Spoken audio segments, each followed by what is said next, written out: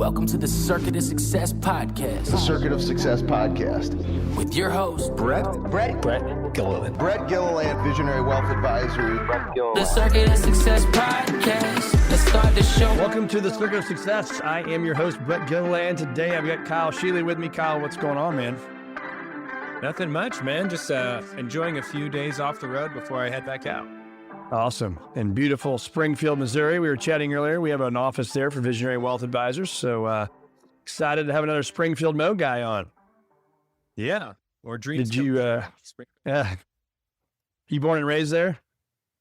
Rogersville, just east of town. Okay. I grew up going to school in Springfield, and I went to university here, and I've been here most of my life. I had a brief stint in LA that I try not to talk about, and then came back to the Midwest. Awesome. Well, you are a speaker and an author, and you've been called the patron saint of crazy ideas, which we're going to get into some of these here pretty quickly. Over the last decade, his projects have been featured in places like Fast Company, Wired, The Washington Post, Yahoo, BuzzFeed, Upworthy, Goalcast, and more. His videos have been viewed over 250 million times, man. That's pretty impressive. And he has spoken to audiences across the United States. I believe I saw something like all 50 states, if I'm not mistaken. More than anything, he hopes that his story can inspire others to chase their own crazy ideas and become the people they were meant to be. Ladies and gentlemen, Kyle Scheele is with us. So again, Kyle, what I start every podcast with is what has helped make you the man you are today?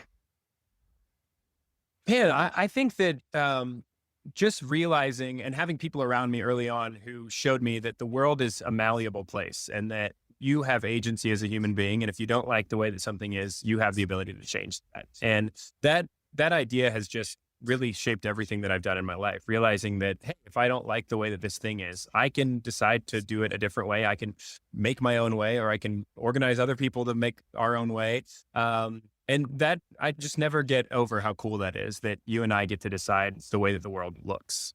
Yeah. It's amazing. A lot of people don't believe that though.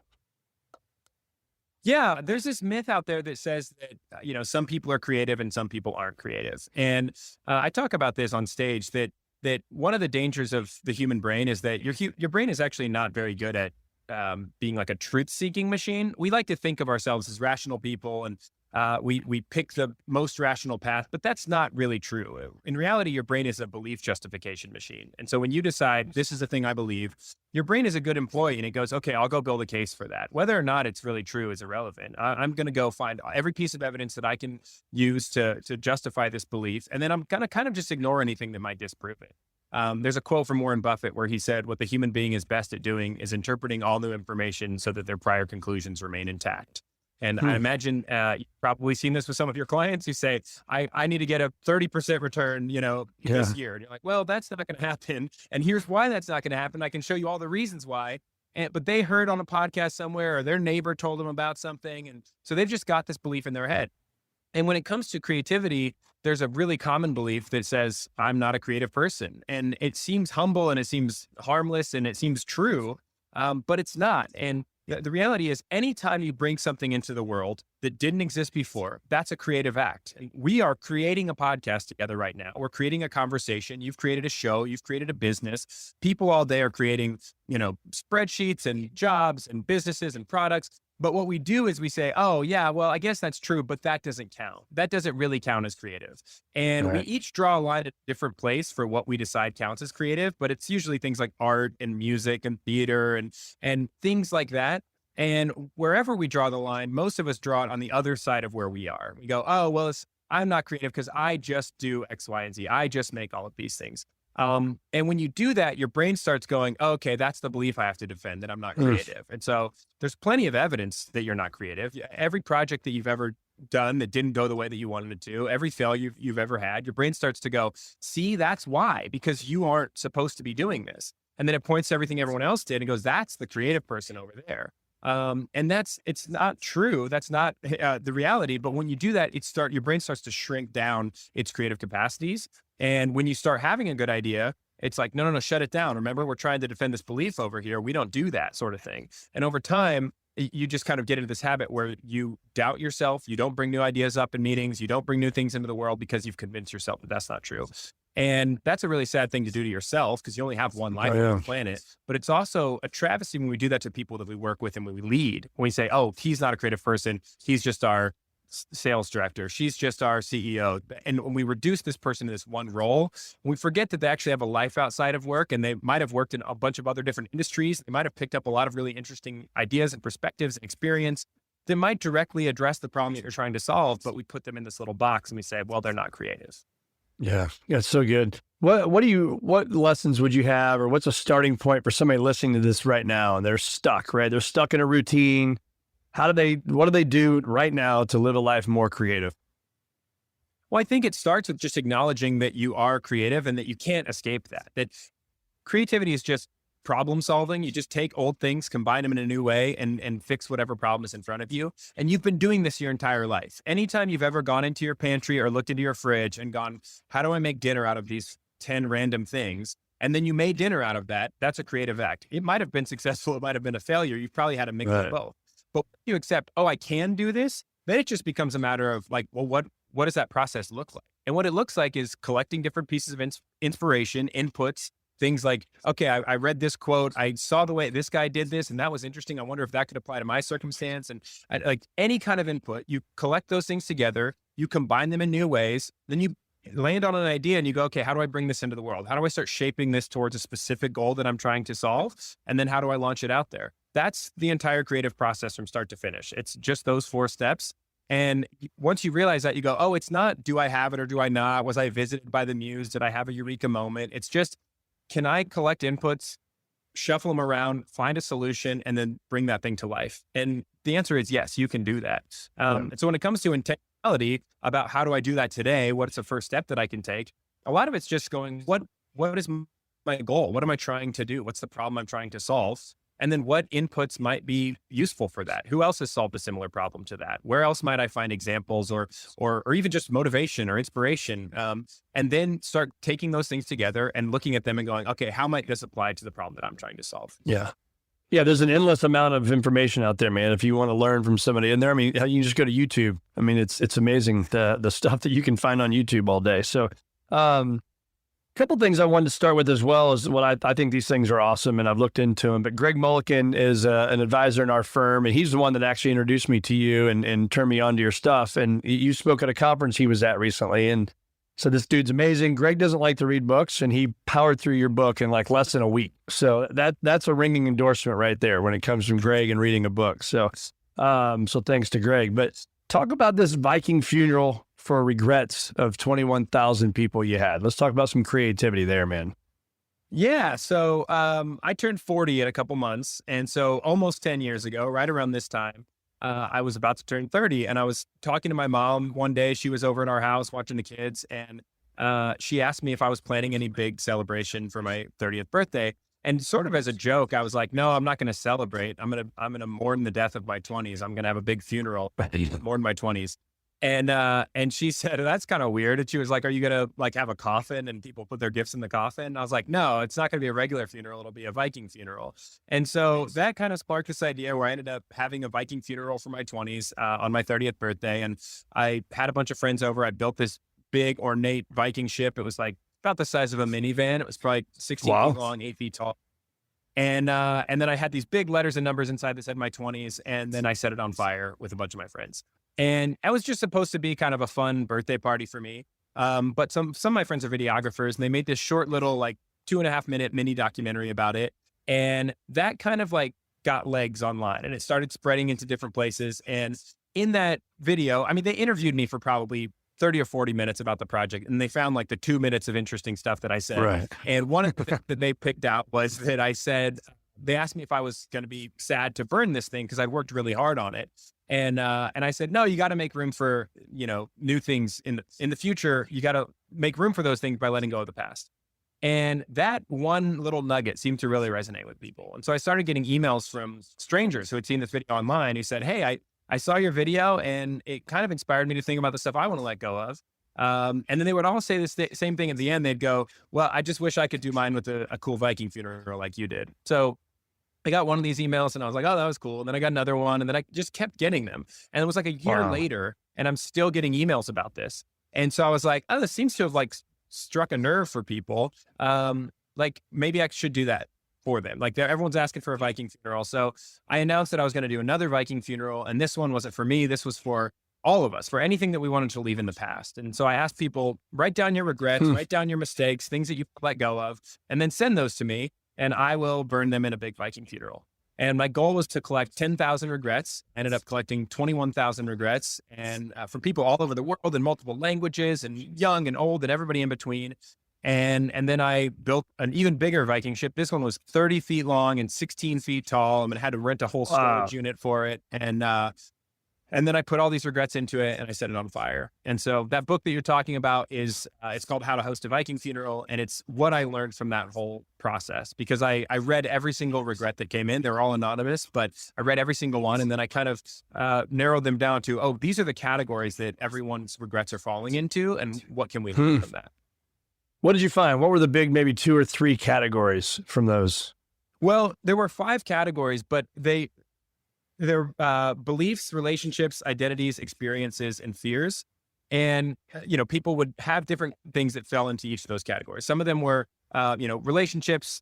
This thing went wrong between me and my spouse, or I always regret the way that I ended this friendship. Or identities were like things that you believe about yourself. People saying, I wish I hadn't pigeonholed myself in this identity my whole life. I thought of myself as being not creative, or I thought that I wasn't good enough for this.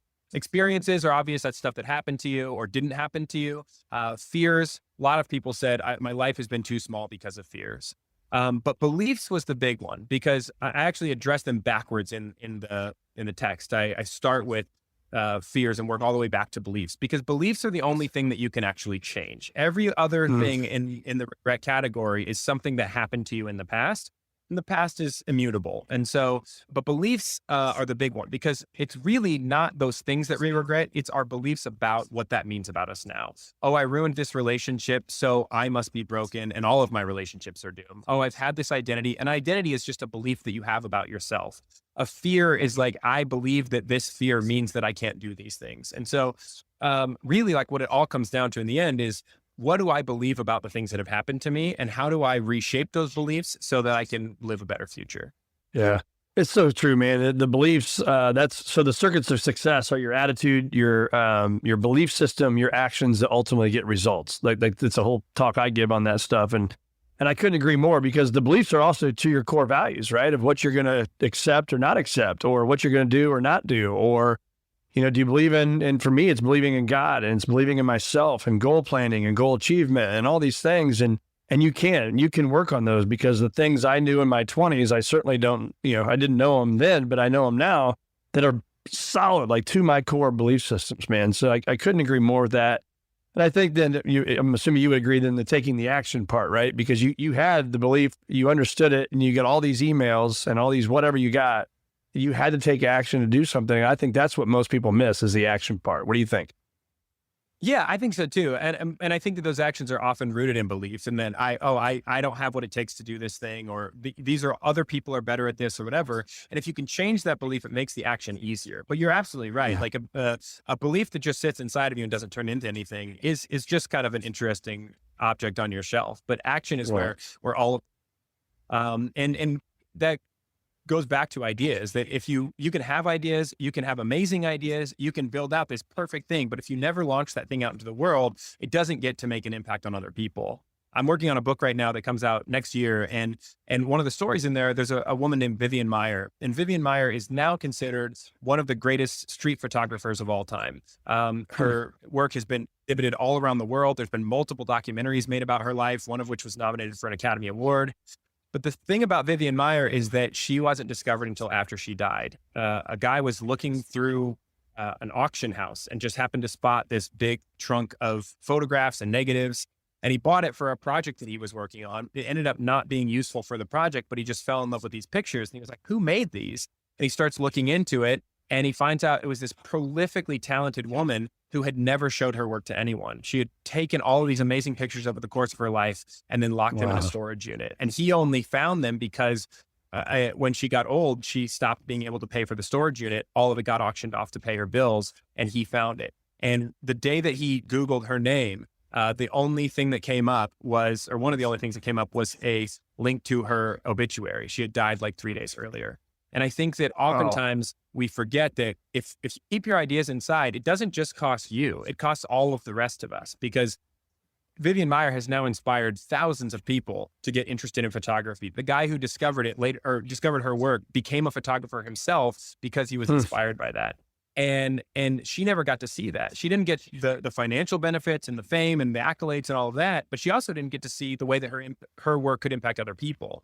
And so it makes me sad to think about Vivian Maier, but it makes me even sadder when I think about all of the other Vivian Maiers who surely have existed over time, whose work didn't get discovered after they died, that they made all of this stuff and their storage unit just got dumped in the trash, and their novel that they wrote never got published, never got to make an impact in the world. And so I think action is a huge part of the process. And if you don't do that, then you've kind of wasted all the time that you put into having the idea and getting the inspiration and all of that. I was looking at my notes here. I think you're the first guest, your 475th interview, that you're answering the question before I've asked the question. So if you could stop doing that, I would really appreciate it. Okay. Because my question, and you're talking about it right here, which is perfectly in line, is I said, how can someone let their brilliance shine? Because I think so many people, we keep it inside, right? And I know when I started my podcast, our firm, all the different things, it's like, gosh, do you want to be out there? But it's like, I feel like one of my God-given talents was being able to have great conversations with amazing people, right? And shame on me if I hold that in and don't give that to the world. And that's kind of what you said earlier, right? Yeah. So, well, somebody listening to this. Yeah, I think, sorry, go ahead. No, I was just going to say, I mean, so hearing that, like, there's somebody listening right now that has a brilliance that's not letting it shine, right? How do they do that? How do they let it shine? I think you have to shift your perspective. Oftentimes that comes from sort of like a humility, or I don't want to be seen as, egotistical or whatever. And I think you have to shift your perspective from, this isn't about me. This is about the power of this thing that I have, and how can I get that power to as many people as possible? The point that I make in the book is that every time you hold an idea back for yourself, you're also holding it back from everyone else. And so if you have something and that thing could make an impact on other people, then I think you have an ethical obligation to get that out to as many people as possible. I think that words like marketing and promotion and things like that, they're often seen as like kind of bad things, or like they're self-indulgent or they're egotistical. But the reality is, it's not enough to like develop a cure for a life-saving disease if you don't get that cure to the people who need it. You haven't done anything good there. You've done the beginning part, but now you have this thing that could help people, and you're like, well, I don't want to make a big deal out of myself.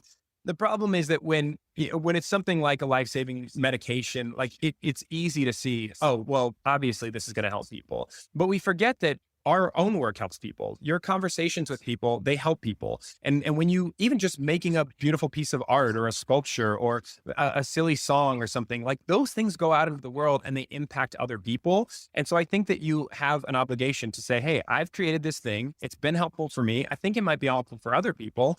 I'm not going to attach my entire ego into that thing and decide that its success or failure is my own success or failure. I'm just going to put this out there and try to get it in front of people who it might help. Yeah, that's solid. So another talking about ideas, I just love this one, is you created the first fake marathon. Tell me more about that. Yeah. This is incredible. So I have a buddy who he's since picked up even more obnoxious hobbies, but years ago, he was a marathon runner, and he was like an aggressively evangelistic marathon runner. So every time I was around him, if we were getting coffee or hanging out or grabbing lunch, he would be like, Kyle, when are you going to do it? When are you going to run a marathon?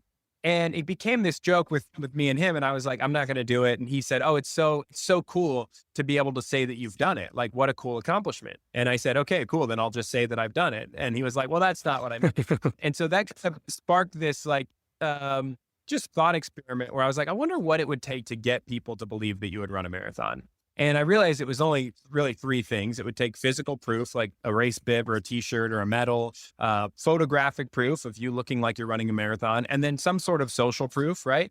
If I told you that I ran the Circuit of Success Marathon, and you're like, I've never heard of that, and we've never talked about that, like you'd be suspicious. So, but I realized that those three things don't actually require any running at all. And so I decided I was going to host the world's first fake marathon. And the idea was just people will send me money. That's where most of my ideas start.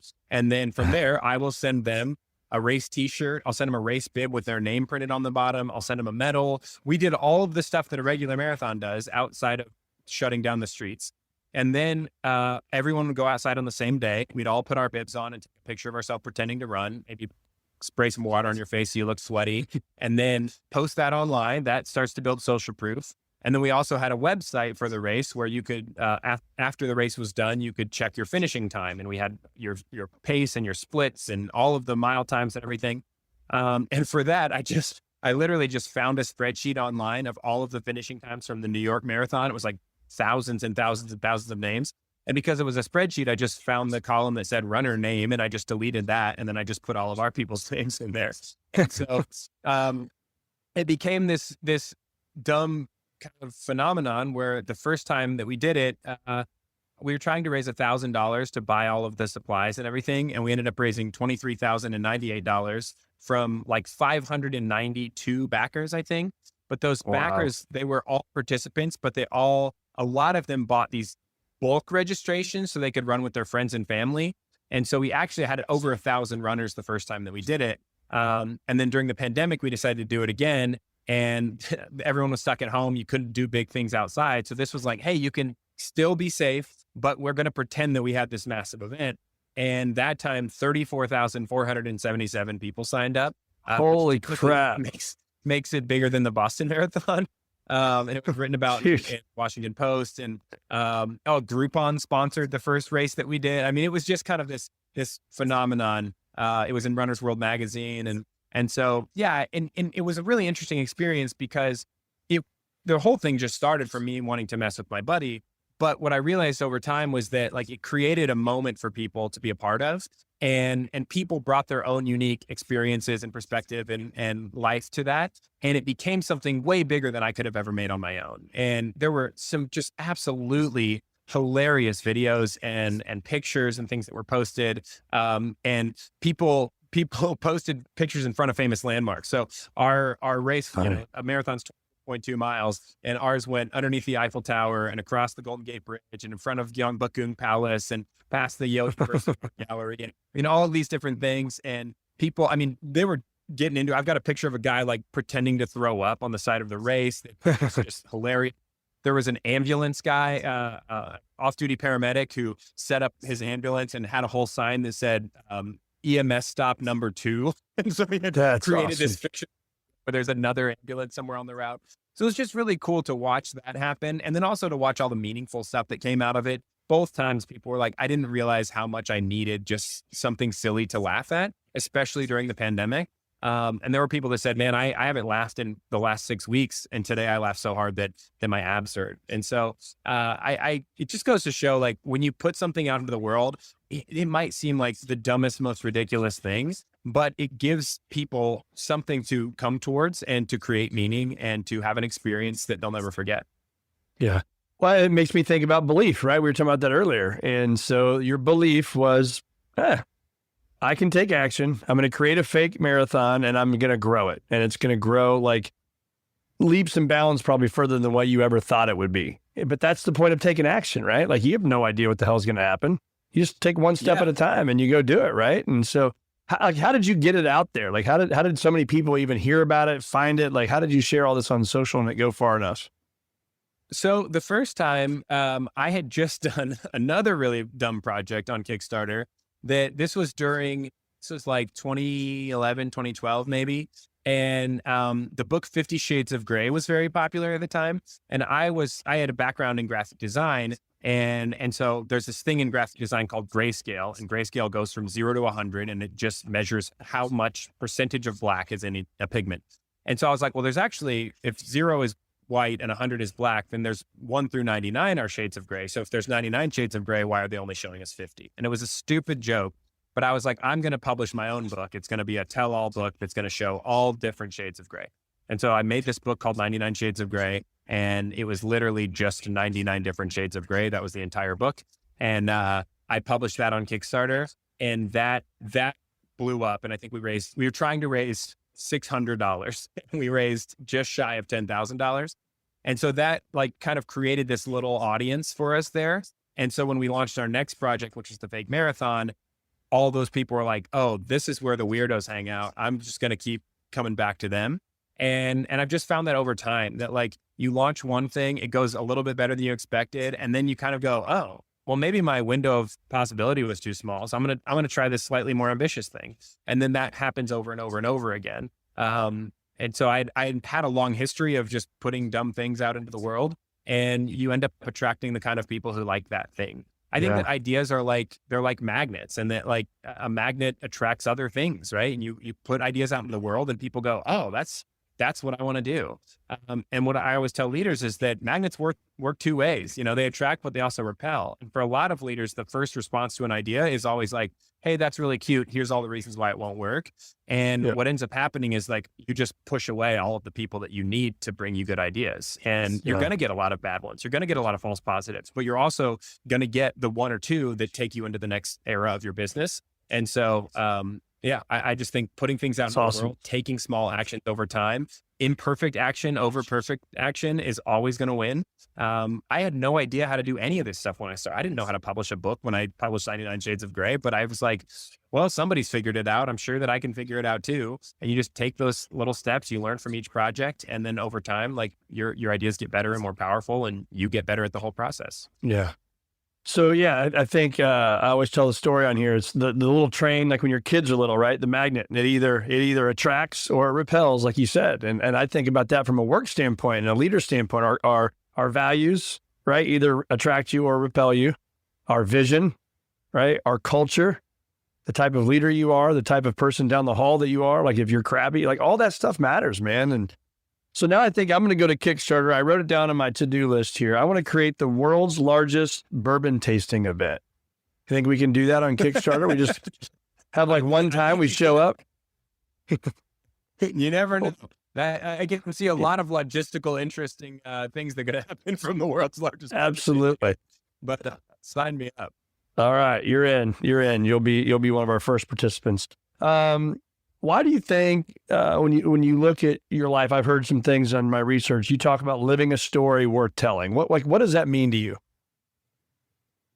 You know, I came across this book a long time ago. It's by a guy named Donald Miller, who he was a memoir writer, and then he founded this company called Storybrand. And he wrote this book before all of that. And it was kind of, you can watch the progression of his ideas from that to Storybrand. But the idea was called the book was called A Million Miles in a Thousand Years. And it was about how he had learned all this stuff about fiction writing, about what makes a good story.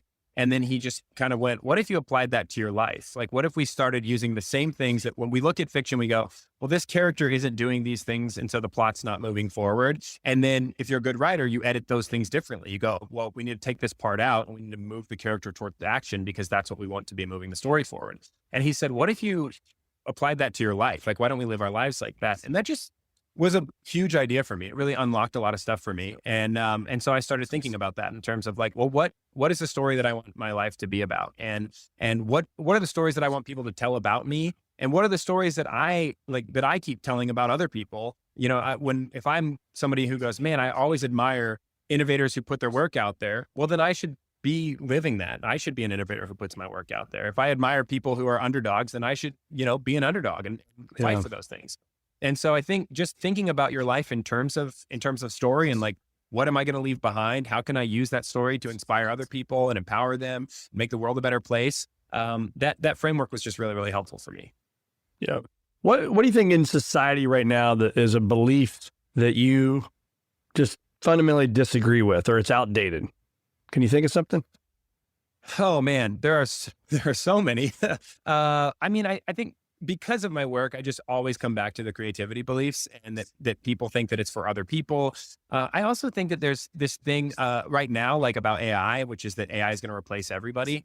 And I think that it's much more nuanced than that. AI is a tool, and all tools do a couple things. They lower the barrier to entry. So that means that more people get to create, but it also means that you get a lot more mediocre work out in the world. Anytime you introduce something that makes something easier, now everybody else tries it. And that's why I don't think AI slop is like a reflection of the tool. I think it's a reflection of the user, and all tools reflect their users. But I think that there are fundamental parts of humanity that AI will never be able to replicate. And I think that there's a lot of fear about all of our jobs are going away.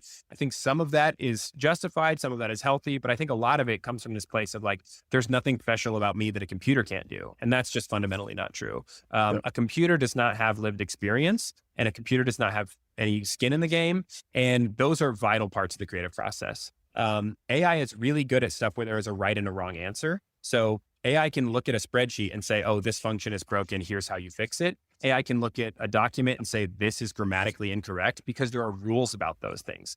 The creative process doesn't have rights and wrongs. There are just trade-offs and consequences of those trade-offs. And so as a creator, you have to decide, which version of this thing do I want to exist in the world? Do I want the one that's like most true to speaking my truth and my artistic vision? Or do I want the one that's going to make me the most money, or the one that's going to help the most people, or the one that's going to be the most colorful? Like, there are no rights and wrongs about that, but each one of those paths is going to look different. And because there isn't a right and wrong, AI can't decide that for you. You have to decide, what is the priority that I'm aiming for here?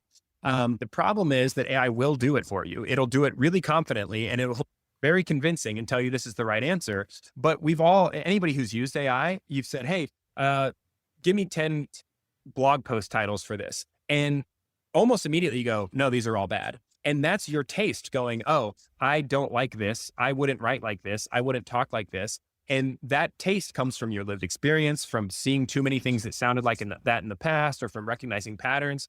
And AI doesn't have access to the patterns that it would need to recognize against. It's really good at AI's read all the books on this shelf, but it hasn't heard the conversation that I had with my dad when I was 17. It hasn't had, a experience at a concert that taught me something about music. Like, it hasn't had all of that. And so you're able to match against patterns that it doesn't have, and you get to make decisions because you have skin in the game. The other thing about it is that if AI writes you a brilliant marketing plan for your product, it's not going to be the one sitting on a warehouse full of unsold goods if that plan goes bad. And it's also not going to be the one that gets all the profit. It works. And so it doesn't have any stakes or any skin in the game. And at the end of the day, like, those are really, really important things. And so I think that AI is just a tool, and that we need to learn how to use it better and learn how to use it responsibly, but also understand where the human advantage is. Yep. Well, I think too, I'm picturing you speaking on a stage, right? There's feelings, there's emotion. That doesn't come from AI. I think about that for our industry as well. We've worked with people in their 20s, 30s, 40s, 50s, 60s, all the way up 80s, 90s, right? And so we know what that progression of life is going to feel like. And it's the feeling is, I think, what obviously is missing there. So I couldn't agree more. Especially when it comes to financial stuff, feelings, like, finances are one of those things that should be just a numbers game. You should just be able to look at it and go, this is the optimal thing.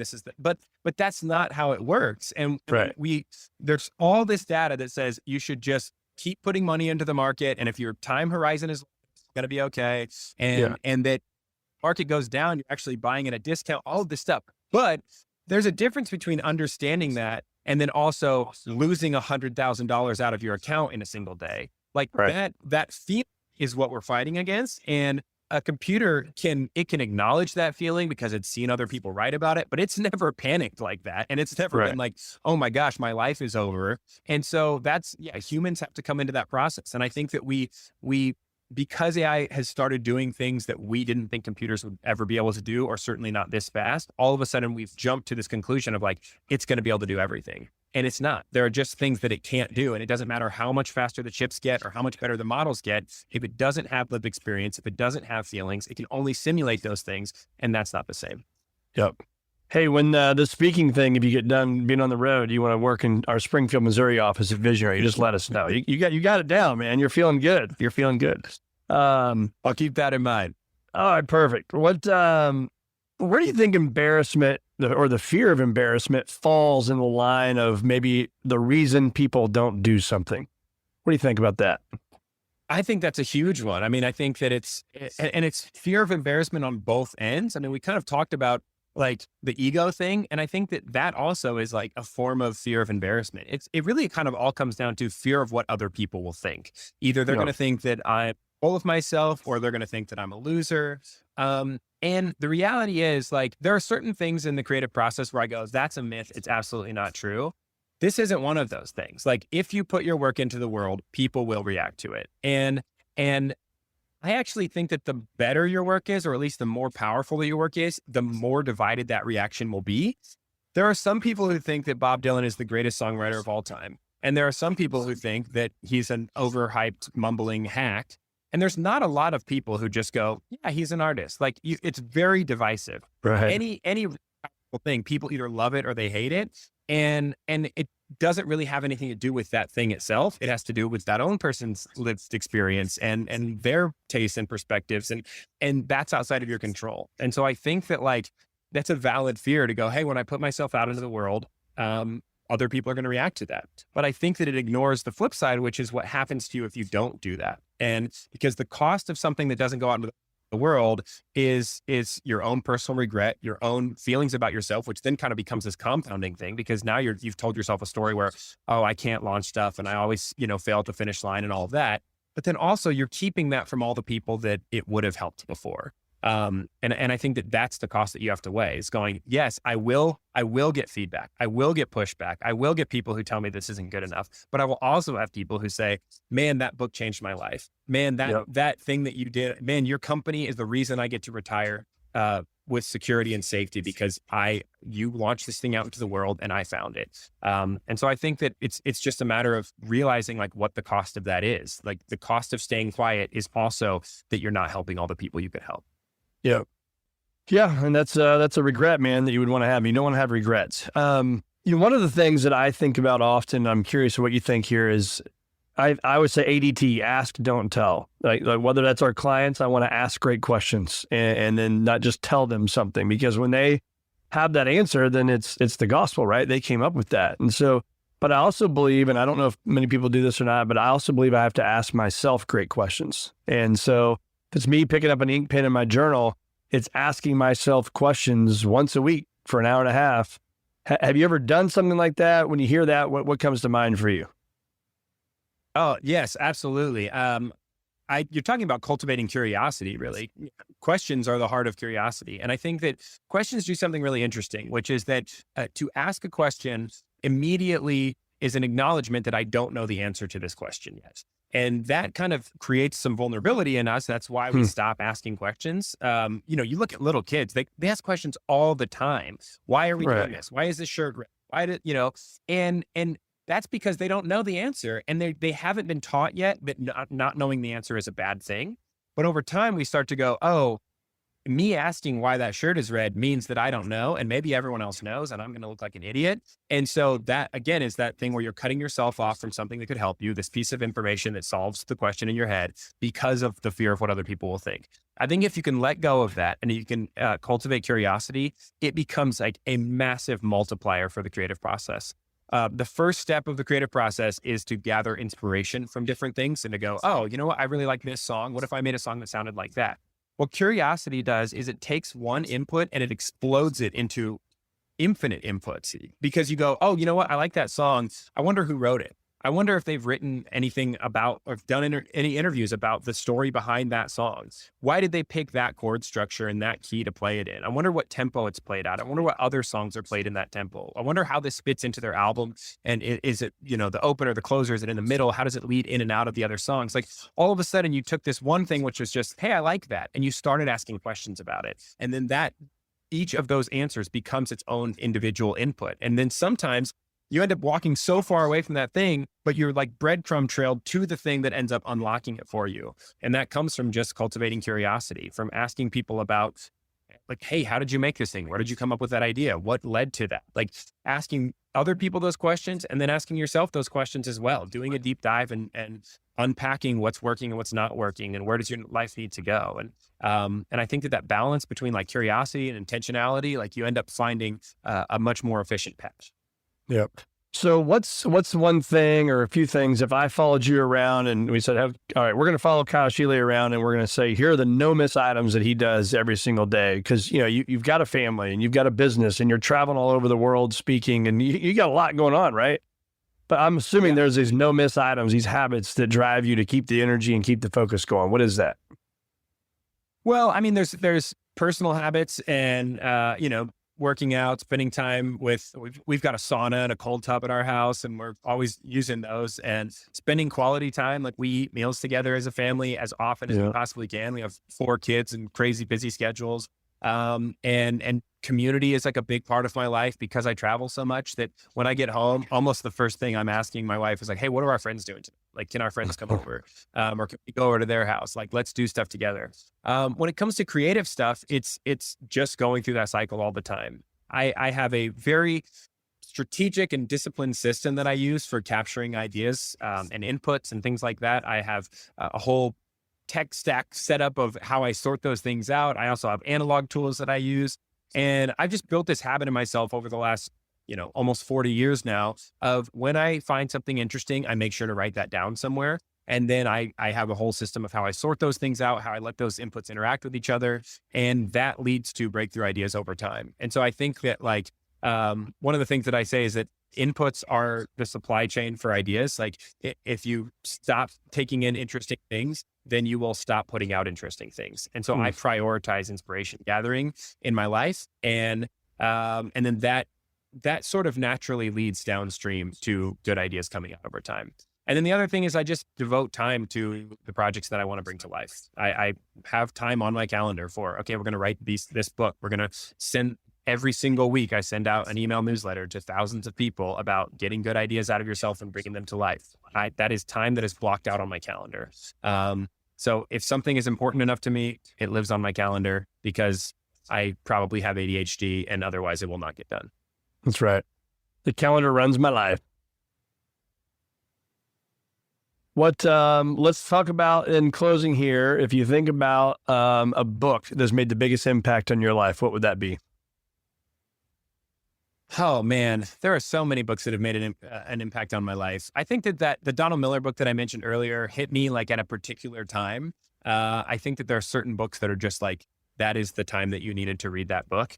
And that ended up kind of changing the whole course of my life because I started talking about that idea, translating that for teenagers. That became my sort of like first part of my speaking career. We were talking before we started recording that I did 12 years as a youth speaker. And that also allowed me the time because I had my freedom of schedule to pursue art projects and creative work and making stuff on the internet. And then those two things kind of coalesced into the career I have now, teaching corporations and organizations how to bring good ideas to life. And I can kind of trace that all back to like, oh, I read this one book a long time ago and it changed everything. Yeah. What's one thing, if I took your cell phone, besides email, because you got to have that for work and your calendar, that stuff, is there anything on there that you want to make sure, oh man, please, Brett, do not delete this app because it's like my go-to thing? Actually, it's funny because, yes, but it's an app that bricks my phone. And so I have it. It's called Brick, and it's kind of expensive for what it is, but I'm looking over here because there's a little physical magnet that sticks to whatever you want it to. And you select it beforehand. These are all the apps that I want to turn off. And so like for me, when I'm doing deep work, I want to turn off social media. I want to turn off email, all of that kind of stuff. But I might need to use, a calculator, or I might need to pull up some photos or something like that. So you can select which ones you turn on and off. And then you brick your phone and it turns all of those apps off. And the only way to turn it back on is you have to walk over to this thing and hold your phone up against it and it resets.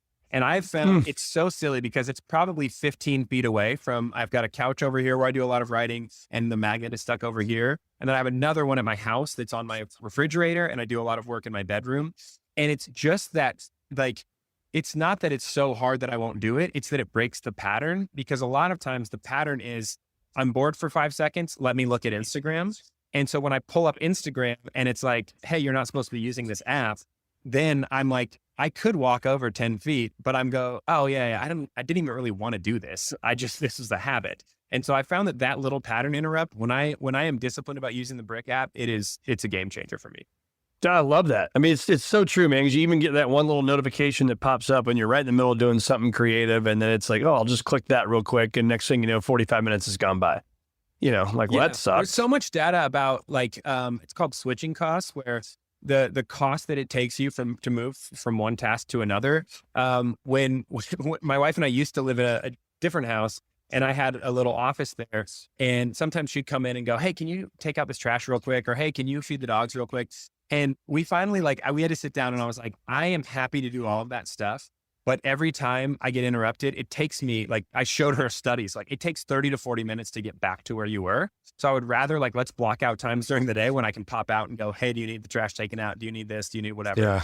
And that, like, changed. It was better for our relationship. It was better for productivity and all of that. And then now what we've done is just put that task asker in our pocket and let anybody have access to it at any time, where an application can be like, hey, your friend liked this photo. And you're like, oh, I should go look at that, because it's just this shiny object. And so I think that just even putting the tiniest bit of friction in there helps you kind of reclaim your time. Love it. Where do our listeners find more of Kyle Scheele? Pretty much at Kyle Scheele everywhere. KyleScheele. KyleScheele.com is my website. There's plenty of content there. And and I send out a newsletter every week to thousands of people, telling them about how to get good ideas out of themselves, how to push past resistance, and how to cultivate curiosity in their own lives. I love it, man. You were awesome. Thank you so much for being on the Circuit of Success, man. Really enjoyed the time today. Thank you.